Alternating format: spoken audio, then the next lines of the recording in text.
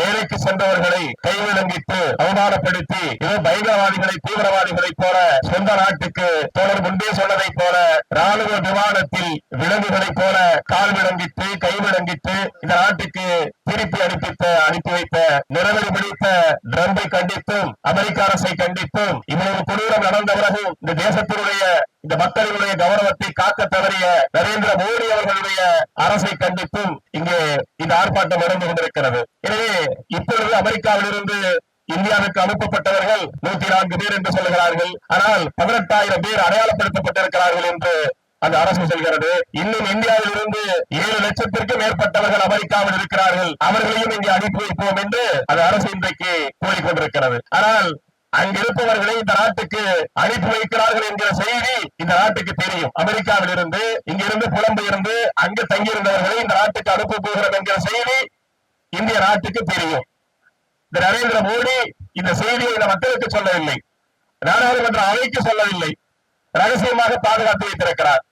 ஆனால் அங்கிருந்து கிட்டத்தட்ட கை விலங்கிட்டு கால் விலங்கிட்டு ராணுவ விமானத்தில் கிட்டத்தட்ட 20 மணி நேரத்திற்கு மேலாக அவர்கள் உள்ளதற்கு கூட கைவிலங்கை விடுவிக்கவில்லை. அவர்கள் இயற்கை விமானங்களை கழிப்பதற்கு கூட அவர்களுடைய விலங்குகளை அவர்கள் விடுவிக்கவில்லை. அப்படிப்பட்ட ஒரு கொடூரமான சித்திரவதைக்கு ஆளாக்கி இந்த மக்களை கொண்டு வந்து இந்த நாட்டில் விட்டு போயிருக்கிறார்கள். ஆனால் இந்த நாடு என்ன செய்தது? 56 இன்ச்சு மாநில கொண்ட மோடி பிரதமராக பொறுப்பேற்ற பிறகு உலக நாடுகளே மோடியை பார்த்து அஞ்சுகிறது என்று இங்க இருக்கிற சங்கி கூட்டம் கூக்குரலிட்டது.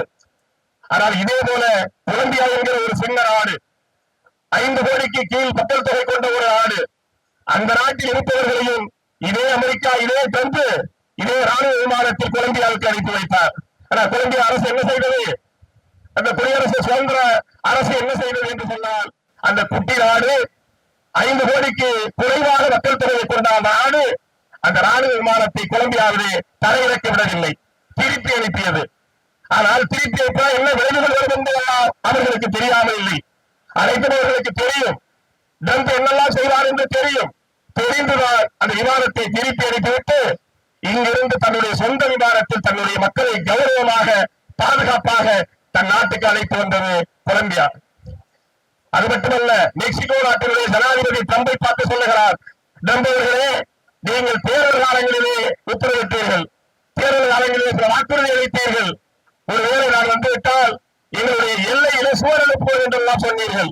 நான் உங்களுக்கு சொல்லுகிறேன், அமெரிக்காவினுடைய எல்லையில் நீங்கள் சுவர் எழுப்புவதற்கு முன்பாக, அதில் ஒரு செங்கல்லை வைப்பதற்கு முன்பாக நான் உங்களுக்கு சொல்லுகிறேன், அந்த எல்லைக்கு பக்கத்திலே 7 பில்லியன் மக்கள் வாழ்ந்து கொண்டிருக்கிறார்கள். மக்கள் என்று சொல்லாமல் உங்களுக்கு பிடிக்காது, உங்கள் பாணியிலே சொல்லுகிறேன், அவர்கள் எல்லாம் மக்கள் இல்லை, உங்களுடைய பயனாளிகள், வர்த்தகர்கள், உங்களுடைய பொருட்களை வாங்குகிற அந்த மக்கள் 7 பில்லியன் பேர் வெளியில் இருக்கிறார்கள்.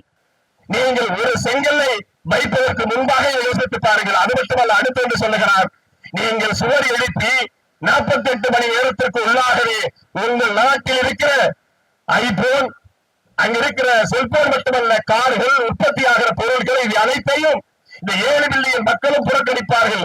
உங்கள் தேசம் என்னவாகும் என்பதை சிந்தித்து பாருங்கள் என்று அந்த நாட்டினுடைய ஜனாதிபதி சொல்லுகிறார். நம்ம நாட்டினுடைய ஜனாதிபதி என்ன சொல்லுகிறார்? மோடி சொல்வதை போல மோடிக்கு நெருக்கமான நண்பன், கம்யூனிஸ்ட் நாங்கள் என்று சொல்லுவோம். நீ யார் என்பதை எனக்கு சொல்ல வேண்டாம், உன் நண்பன் யார் என்று சொல், நீ யார் என்பதை புரிந்து கொள்கிறோம் என்று சொல்வோம். மோடிக்கு நண்பர் யார்? ட்ரம்ப். ட்ரம்புக்கு நண்பர் யார்? இந்தியாவில் மோடி. ஆனால் இவர்கள் இருவருக்கும் நன்றாக தெரியும். ஆனால் நட்பு நாடு, தோழமை நாடு, குறை சொல்வதை போல சொல்லிக் கொண்டிருக்கிறார்கள். அதெல்லாம் ஒரு புறம் இருக்கட்டும். ஆனால் அவர்கள் இங்கு வருகிற செய்தியை நாடாளுமன்றத்தில் இருக்கிற அவர்களுடைய நாடாளுமன்ற உறுப்பினர்களும் அங்கிருக்கிற நம்மளுடைய தேசத்தின் மீது, மக்கள் மீது பட்டுக் கொண்டவர்களும் கேள்வி எழுப்பிய பிறகுதான் அங்கிருக்கிற வெளிவிவகாரத்துறை மந்திரி பேச ஆரம்பிக்கிறார். அதுவும் என்ன பேசுகிறார்? நான் சொல்வதை போல கொலம்பியா ஜனாதிபதி போல பேசுகிறாரா? மெக்சிகோ ஜனாதிபதி போல பேசுகிறாரா? இந்த நாட்டினுடைய மக்களை, இந்த நாட்டினுடைய கௌரவத்தை காப்பாற்ற விதமாக பேசுகிறாரா என்று பார்த்தால் இல்லை. அமெரிக்க நாட்டை நியாயப்படுத்தி ஒரு அமெரிக்க பிரசிடென்ட் போல, அமெரிக்காவின் நாட்டில் இருக்கிற அந்த ட்ரம்பை போல இந்தியாவில் இருக்கிற ஒரு வெளிவிவகாரத்துறை அமைச்சர் பேசுகிறார். இதுதான் மிகப்பெரிய கொடுமை. ஆனால் இவர்களுக்கு மேடை பெரிய தலைவர்கள் வந்திருக்கிறார்கள். எனவே நாம் ஒரு விஷயத்தை மட்டும் சொல்லி விடைபெறலாம் என்று எண்ணுகிறேன். அன்பிற்குரியவர்களே, இந்த சங்கி கூட்டத்திற்கு, இந்த இந்துத்துவ கூட்டத்திற்கு, இந்த பிஜேபிக்கு, RSS, மோடி வகையர்களுக்கு சொந்த மண்ணுக்கும் மக்களுக்கும் துரோகம் செய்வது புதிதல்ல. இவர்கள் அதே வழியில் வந்தவர்கள், துரோக வழியில் வந்தவர்கள், துரோகத்திலே பிறந்து வளர்ந்து துரோக ஆட்சி செய்து கொண்டிருப்பவர்கள் இவர்கள். 200 ஆண்டு காலம் ஆங்கிலேயருடைய பிடியில் சிக்கித் தவித்த இந்த தேசத்தை மீட்பதற்காக நம்மளுடைய தேசத்தின் மீது பட்டுக் கொண்ட தியாகிகள் எல்லாம் போராடி கொண்டிருந்த அன்றைக்கு. ஆனால் இவர்கள் ஆங்கிலேயரோடு கொஞ்சிக் கொள்ளாதவர்கள், ஆங்கிலேயரோடு உறவு வைத்துக் கொண்டு அவர்களோடு சேர்ந்து நின்றவர்கள். இந்த தேசத்தினுடைய நிலையை பற்றி அவர்களுக்கு தெரியாது. எனவே அதே நிலையில் தான் இன்றைக்கு இந்திய மக்களுக்கும் இந்த தேசத்திற்கு மிகப்பெரிய அவமானத்தை ஏற்படுத்தியிருக்கிறார் நரேந்திர மோடி. ஆனால் மோடி அவர்களுக்கு நான் ஒன்றை சொல்ல விரும்புகிறேன். மாவீரன் பகத்சிங் சொல்லுவான், விடுதலை போராட்ட காலங்களிலே தேசம் என்றால் மல்லல்ல மக்கள், அதுவும் உழைக்கும் மக்கள் என்று. இந்தியா என்றால் மோடி அல்ல, இந்தியா என்றால் செங்கல்வாரி கூட்டம் அல்ல, இந்தியா என்றால் இந்த பாசிச கூட்டம் அல்ல, இந்தியா என்றால் சுயமரியாதை உள்ள தேசத்தின் மீது மண்ணின் மீது மக்கள் கொண்ட வீரம் செறிந்த போராட்டங்களுக்கு சொந்தக்காரர்கள் தான் இந்தியர்கள் என்பதை இந்த நேரத்தில் நினைவுபடுத்துகிறேன். 200 ஆண்டு காலம் ஆங்கிலேயருக்கு எதிராக போராடிய வீர மரபுக்கு சொந்தக்காரர்கள் இந்தியர்கள்.